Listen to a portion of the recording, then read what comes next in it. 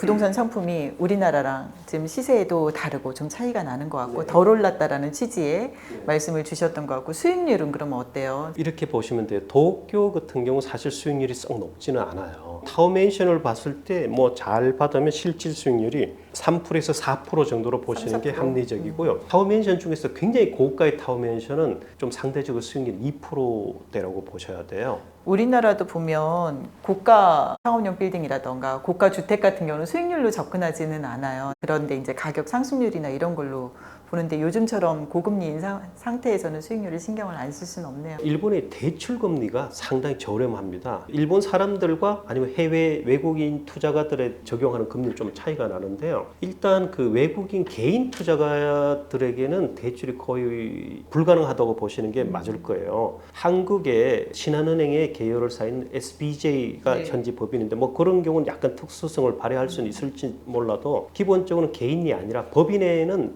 일정 규모를 만들면 대출이 가능하죠. 그럴 경우 한 2% 전후라고 보시면 됩니다. 그러면은 타워맨션을 투자를 하려면 수익률 개념보다는 지금 가격이 조금 더 갭이 있으니까 네. 투자의 개념으로 가치 상승으로 봐야 되겠네요. 근데 수익률도 지금 말씀드린 수익률은 도쿄 기준인데요. 네. 오사카 또 최근에 인구가 계속 늘어나고 있는 후쿠오카 이 지역의 수익률 좀 틀려요. 도쿄를 10으로 본다면 오사카가 한 8 정도로 보시면 되고요. 후쿠오카는 한 6 정도로 보시면 돼요. 매매가의 차이가 있으면 그러면 임대료도 그만큼 낮아질 건데 임대료의 차이가 좀 적어요. 네, 그러다 보니까 네. 집값이 싼 도시의 수익률은 좀 더 좋죠. 그러면 좀 더 안정적인 거를 선호를 하시는 분들은 이제 타워맨션 쪽 도심지로 가고 주택의 경우는 지금 타이밍에 어중간한 주택은 별로 추천하지 않습니다. 오히려. 핵심지에 잘된 전망 좋은 타워맨션의 경우는 앞으로 수요가 계속 늘어날 거예요. 일본의 가장 부유층들이 많이 사는 미나토쿠의 일부 지역을 가면 그런 현상들이 나타나요. 네. 평수 차이는 별로 없는데 가격이 천정부지로 계속 오르는 지역이 있죠. 희소성 때문에 그렇죠. 지금 그렇다는 얘기죠. 초반에 제가 도쿄 평균이 핵심지로 한 10억이라고 말씀드렸는데 네. 그런 지역에 가면 30억에서 한 50억 조금 더 넓은 한 100억 정도의 집들도 드물지 않죠. 왜 상업용 부동산이나 주택이 왜 이렇게 오르는지에 대한 설명은 희소성으로 희소성도 있지만 소득의 증가죠. 왜냐하면 일본도 우리나라 못지않게 스타트업 기업 창업자라든지 또 셀러리맨들도 부부 모두가 연소득이 한 2천만 원에서 3천만 원 이상. 경제는 그렇게 발전을 많이 안 하는데 네. 뭐라고 해야 돼? 그룹핑화가 돼가는 과정이네요. 보니까. 거기 이제 좀 약간 비하인드 스토리가 있긴 한데요. 그거는 이제 일본이 약간 그 사회주의 국가처럼 한 회사 들어가면 종업원 월급들이 크게 네. 차이가 나지 않았잖아요. 네. 근데 일본 정부에서 기업들에게 요구하는 게 임금을 올려라. 금리를 올리고 물가를 상승 못 시키니까 임금을 올려서 돈을 쓰도록 만들어. 네. 이 푸시를 많이 해서 원래 일본의 대기업들이 20년 만에 가장 임금 상승이 높았고 내년엔 더 높을 거예요. 그러면 기존에 취업되어 있던 사람들은 소득이 상당히 이렇게 높아진 건데 또 이 엘리트들한테는 또 네. 파격적인 인센티브를 더 또 많은 그렇죠. 인센티브를 왜냐하면 주고. 똑같이 올리게 되면 고정비가 같이 올라가잖아요. 그러면 타워맨션이 왜 이렇게 올랐는지에 대한 설명이 좀 되겠네요. 그렇죠. 그런데 다른 게 있을 것 같아요. 내국인하고 외국인하고 투자 규제라던가 똑같이 풀어주진 않을 것 같은데 일본은 일단 내국인과 외국인에 대한 차별이 부동산 투자는 없다고 보시면 돼요. 단지 이제 대출을 좀 쉽게 받느냐 여러 과정을 거쳐서 대출을 받느냐 이 차이만 있고요. 세제적인 면이나 이런 규제가 전혀 없고 또 이제 일본의 부동산 정책 자체가 우리나라와 달리 좀 변동이 거의 없어요. 세제 변동도 거의 없고 중과세 되는 경우도 없고 이건 개인이나 법인이나 마찬가지고 심지어는 부동산 회사 부동산 중개를 전문하는 회사조차도 우리나라에서는 금지돼 있죠. 하지만 일본에서는 부동산 회사도 얼마든지 사서 리폼해서 되팔고 이런 것들이 가능하다 보니까 아무래도 이제 부동산에 관해서는 일본이 워낙 그 30년 동안 부동산 네. 침체 시장을 겪었지 않습니까? 그러다 보면 규제가 거의 없다. 그다음에 이제 법인을 설립해서 조달을 할 경우에는 장소나 뭐 도시나 위치에 따라 좀 틀리겠지만 적어도 대출 이자보다는 운용 수익이 안정적으로 나온다. 네. 실제로 1, 4분기 지난 6월 달에 발표된 글로벌 부동산 컨설팅 펌의 자료에 의하면 미주나 유럽 쪽의 어떤 외국인 투자는 거의 60% 정도 감소했어요. 그런데 일본은 역으로 60% 증가했어요. 그걸 왜 그럴까요? 그 외국인 투자가들한테 왜 일본을 투자하십니까? 라고 뭐 일본의 신탁은행이 조사를 했더니 네. 일단은 싸니까. 그 다음에 부동산 정책이나 제도가 안정적이고 성숙 시장이다. 또 한편에 중요한 요소가 있는데 바로 환율 효과를 누릴 수 있다는 거죠.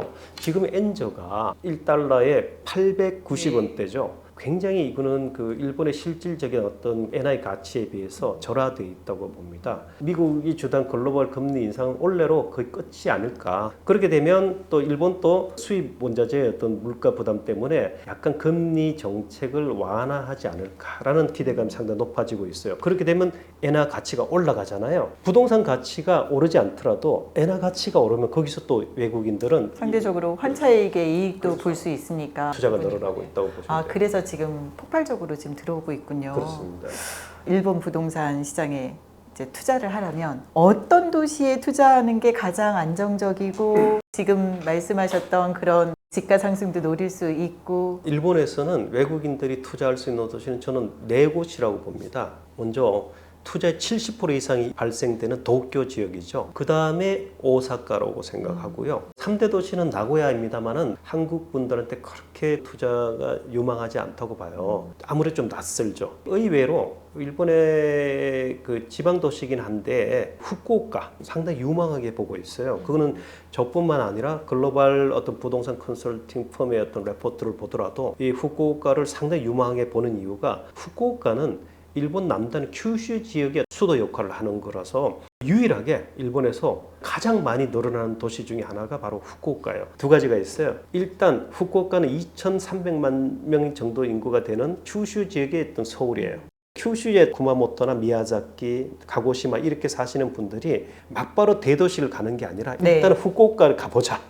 그래서 이제 젊은 사람들 후쿠오카 오고요. 또 후쿠오카 물가가 싸고 거주 환경이 쾌적하다 보니까 도쿄나 오사카에서 은퇴하신 분들이 후쿠오카 거주를 굉장히 선호하시고 실질적으로 은퇴 후 살고 싶은 도시 1위는 거의 매년 후쿠오카로 그래요. 나오죠. 그래서 인구가 늘어나는 거죠. 그러면 산업시설은 어때요? 사실 그 서비스 중심의 도시라고 보셔야 되고요. 주변에는 많은 산업 도시가 있죠. 지금 대만의 뭐 반도체 회사가 엄청나게 투자하는 쿠마모토도 사실 후쿠오카 바로 밑에 있고요. 큐슈 지역의 어떤 소비 도시라고 생각하시면 돼요. 상대적으로 나고야는 조금 심리적으로 불편하니까 세 개 지역 정도를 집중적으로 좀 투자 대상으로 보면 될까요? 그렇습니다. 아까 금리 얘기를 잠깐 언급을 하셨는데 네. 일본 중앙은행이 조만간 금리를 올릴 수도 있다라는 보도가 간혹 나온단 말이에요. 네. 금리가 오르면 부동산 가격이 하락할 거라고 보는데 실제로 그 일본 부동산 업계 관계자들이 일부 주택 형태에 대해서 가격 하락을 전망하는 이유 중에 하나가 그런 부분도 있죠. 많이 올랐다는 부분도 있지만 핵심지나 선호 지역은 큰 영향을 받을 것 같지 않다고 봅니다. 왜냐하면 지금 현재 일본 정부의 국채가 올해 말 예상액이 1068조 엔이란 통계가 있습니다. 우리 돈 하면 거의 1경.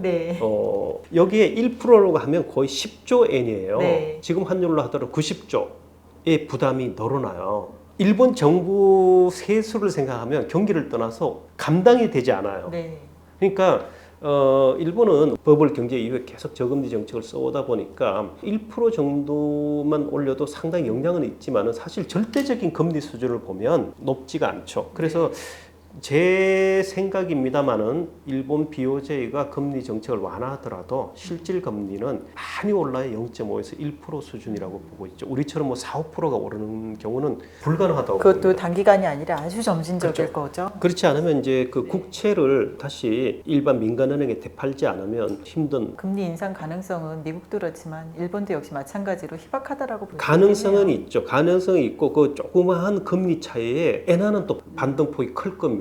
그러면 이제 전반적으로 금리도 짚어봤으면 우리가 투자했을 때 세금도 봐야 되잖아요. 세금은 우리나라랑 큰 차이가 없다고 보시면 돼요. 그런데 여기서 주의할 것은 우리가 개인으로 투자하느냐 법인으로 투자하느냐에 따라 틀려져요. 개인으로 투자하게 되면 사실은 임대소득도 그렇고 양도소득도 일본에서 적게 내더라도 우리나라의 세제를 적용받아서 거주자에게 또 내야 돼요. 이중과세는 아니지만은 적게 내 부분에 대해서는 내야 되죠. 심지어 임대소득은 국민이 해외 부동산을 투자할 경우에는 종합 과세를 한다고 들었어요. 그러면은 법인으로 다른 소득이 있는 분들이 그치. 임대소득 가면 세율이 네. 굉장히 높아지지만 법인으로 투자할 경우는 법인세 이연 효과가 있잖아요. 네. 법인 세율은 뭐 우리나라랑 비슷하고 하지만 우리나라 다른 점은 우리나라 같은 경우 상업용 물건을 법인이 투자할 때는 그런 규제가 없지만 주택에 대해서는 20% 초과 과세를 하잖아요. 근데 일본은 그런 규제가 없다 보니까 법인으로 투자하는 게 그리고 일부이긴 한데요. 그 자녀 교육 때문에 또 일본에 법인 설립해서 투자하시는 분들도 최근에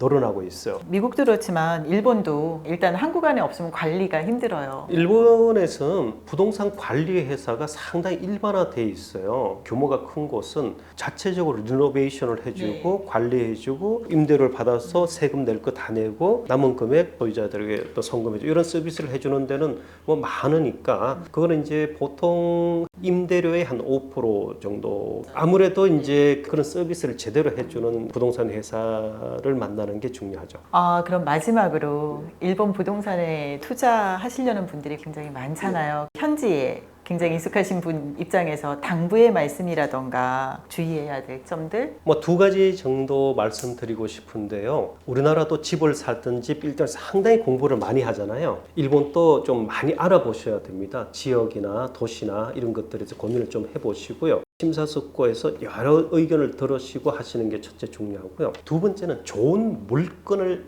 만나는 거죠. 좋은 물건을 만나는 방법이 우리나라만큼 그렇게 쉽지가 않아요. 왜냐하면 일본은 그 부동산 회사가 주도하는 그런 부동산 시장이에요. 네. 우리는 주택의 경우 거의 개인과 개인의 거래잖아요. 근데 일본은 부동산 회사 개인의 거래가 상당히 많고 네. 상업용 거의 100%라고 보시면 되죠. 그러면 요거를 잘 연결해 줄 수 있는 파트너를 찾아야 되는 그렇죠. 건가요? 많은 물건 중에 하나가 아니라 가장 좋은 나의 어떤 투자 목적에 맞는 물건을 찾아줄 수 있는 그런 부동산 회사를 만나는 게 중요하죠. 긴 영상 시청해 주셔서 감사합니다. 다음에 또 뵙겠습니다.